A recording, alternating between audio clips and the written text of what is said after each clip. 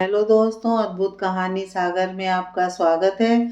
आज की हमारी कहानी है खुदगर्जी। मैं आपसे पहले ही कहता था कि घर सबका है तो जिम्मेदारियां भी सबकी हैं, मगर नहीं, आपको तो सारा काम आगे बढ़ बढ़ कर करना था। काश कभी आपने अपनी भी कदर की होती। अब लो, कमर की हड्डी में गैप आ गया ना। और तो और डॉक्टर ने एक्सरे में देखकर स्पॉन्डिलाइटिस के लक्षण बताए हैं। अभी भी नहीं समझी तो कुछ महीने बाद बिस्तर पर डली दिखोगी। बेटा, ऐसा कुछ नहीं हुआ है। और फिर तू तो जानता है, तेरी दादी से काम नहीं होते, चाची लोग ज़्यादा समझती नहीं। और फिर इतना बड़ा त्योहार आ रहा है, बुआ फूफा जी लोग घर आएंगे, मैं काम नहीं करूँगी तो कौन करेगा। माँ, आप समझती क्यों नहीं? इस रीढ़ की हड्डी से आपका शरीर टिका रहता है और आपकी वजह से हमारा पूरा घर टिका है। अगर कहीं तुम टूट गई तो सोचो हमारा क्या होगा। क्या हम सब वैसे ही रह पाएंगे जैसे अभी रहते हैं? 1 महीने का बेड रेस्ट बताया है, बेटे रोहन ने माँ सुहानी पर गरजते हुए कहा। अभी वो स्कूल से लौटते समय उनकी रिपोर्ट लेकर लौटा है। अपने बेटे की बात सुन उसकी आंखों से आंसू झर रहे थे। सुहानी को पिछले 1 साल से गर्दन और कमर दर्द की शिकायत हो रही है, मगर कभी बाम लगाकर तो कभी दर्द निवारक दवाई लेकर वो इस दर्द को कम करने की कोशिश में बढ़ाती चली गई। और आज रसोई में चक्कर खाकर गिर पड़ी तो तुरंत उसे अस्पताल ले जाया गया। वहां पर जांच में पता चला कि उसे स्पॉन्डिलाइटिस की शुरुआत है, साथ में कमर की हड्डी में थोड़ा गैप आ गया है। मोहन और सुहानी की शादी को 20 साल होने आए। उसकी शादी एक संयुक्त परिवार में हुई, जहां दादी, सास ससुर, 2 देवर, 2 नंदे थीं। वह खुद घर की बड़ी बहू थी। उसके आने के बाद ही दोनों देवर और नंदों की शादी हुई थी। दादी सास ससुर भी बीमार रहा करते थे। उनकी सेवा का भार भी उसी के ऊपर आ गया था। उसके आते ही सास ने तो रसोई में जाना छोड़ दिया।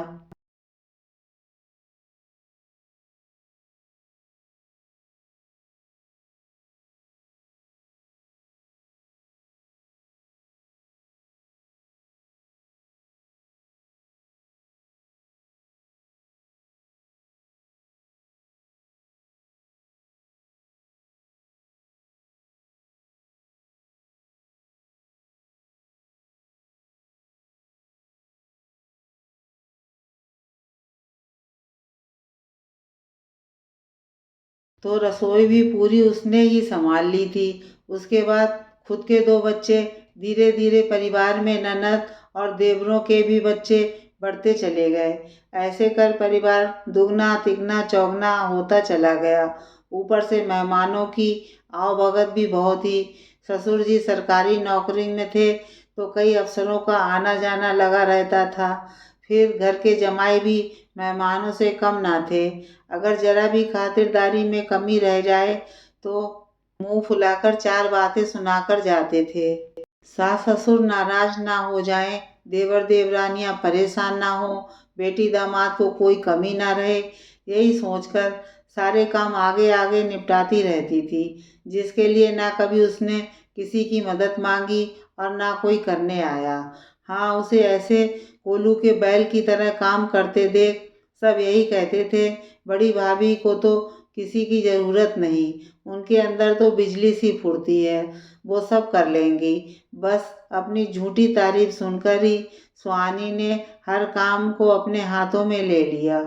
घर में किसी को चाय का कप तक नहीं उठाने देती थी। यही शायद उसकी सबसे बड़ी भूल थी। ऐसे बड़े परिवार में सुहानी अनगिनत रिश्तों के बीच उलझ कर रह गई थी, जिसके कारण उसने अपने कभी स्वास्थ्य का ध्यान ही नहीं रखा।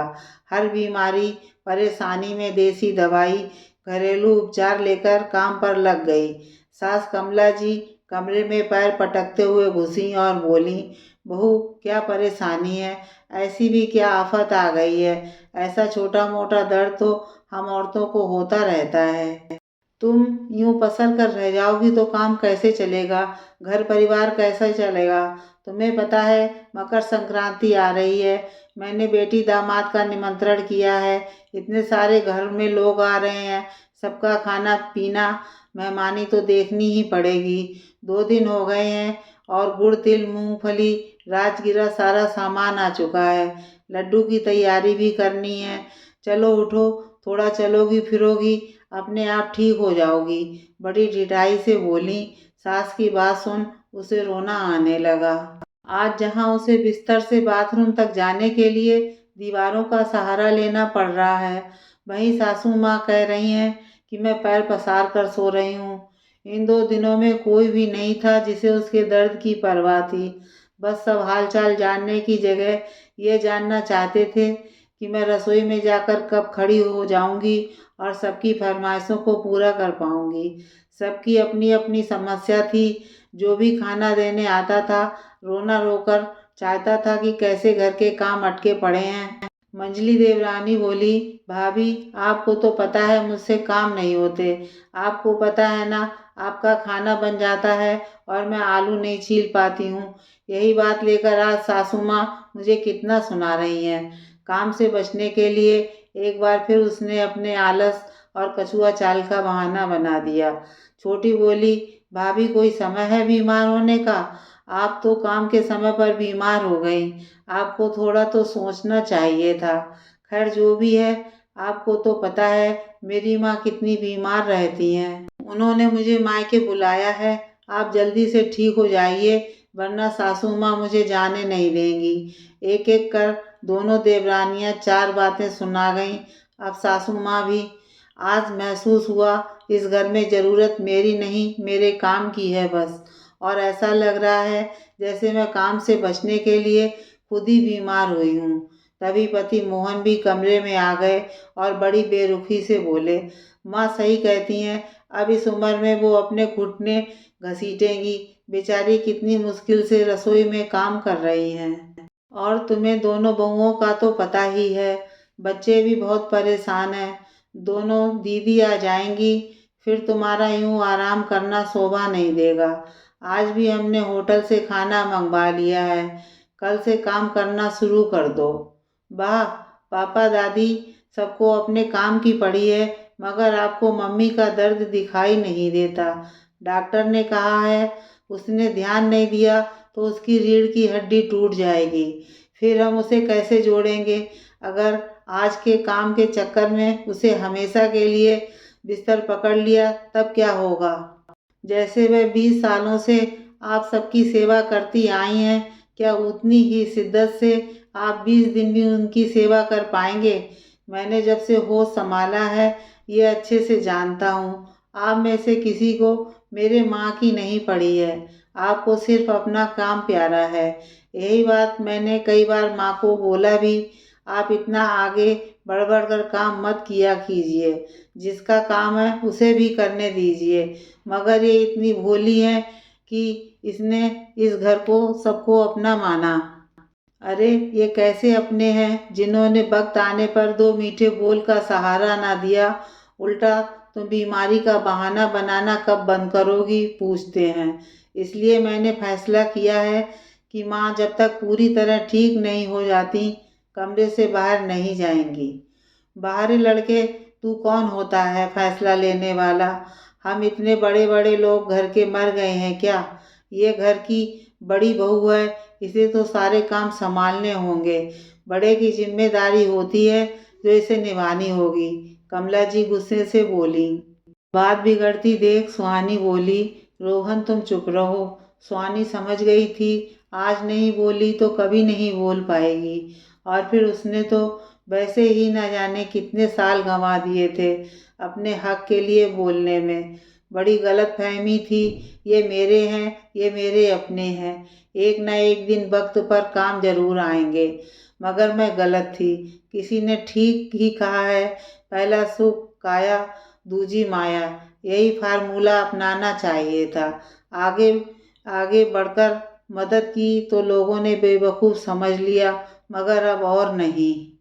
हाँ जी, इन 2 दिनों में इतना तो समझ में आ ही गया है कि मैं जीऊँ या मरूँ, इस बात से किसी को फर्क नहीं पड़ता। और फिर 2 दिन से रसोई में चाय के अलावा बना ही क्या है।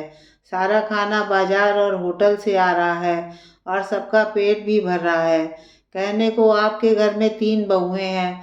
अगर आपने बराबरी से सबको काम बांटा होता तो आज मेरी कमर न टूटती। कोई बात नहीं, एक काम कीजिए, एक रसोइया, घर की साफ सफाई के लिए झाड़ू पोंछा वाली, बर्तन वाली, अन्य कामों के लिए भी एक नौकर लगा लीजिए। क्योंकि मैं पूरी तरीके से ठीक भी हो गई तब भी अपनी कमर की वजह से भारी कामों से परहेज ही रखूंगी। रही लड्डू बनाने की बात, तो आप बाजार से मंगवाकर दीदियों के घर पहुंचा दीजिए। पहले तो कमला जी खुश हो गईं कि हमारी बातों का असर बहू पर हो गया, कल से वो काम पर लग जाएगी। मगर ये क्या, इतने सारे काम वालों की पगार कौन देगा? सोचकर बोली, बड़ी बहू तुमने सही कहा, मेरी गलती है कि मैंने अपनी तीनों बहुओं को बराबर जिम्मेदारी नहीं बांटी। तुरंत दोनों बहुओं को बुलाकर बोला, एक एक टाइम की रसोई तुम दोनों बारी बारी से संभालो, झाड़ू पोछा बर्तन के काम भी बांटो, और जब तक बड़ी बहू ठीक नहीं हो जाती तब तक छोटी बहू तुम मायके नहीं जाओगी। और इस बार लड्डू तो मैं खुद बनाऊंगी, बैठे बैठे मेरे शरीर में जंग लग गई है। और दोनों लड़कियों को बोल दूंगी कि बड़ी बहू की तबीयत ठीक नहीं है, राखी पर ही आना। ठीक है सुहाना, बेटा तुम अब आराम करो, किसी चीज़ की ज़रूरत हो तो रोहन से कह देना। बोल कमरे से बाहर चली गई। अपनी सास की बातें सुन दोनों देवरानी एक दूसरे का मुंह देखती रह गईं। एक तरफ पति मोहन भी सर झुकाए खड़ा था कि जो काम उसे करना चाहिए था वह उसके बेटे ने कर दिखाया है।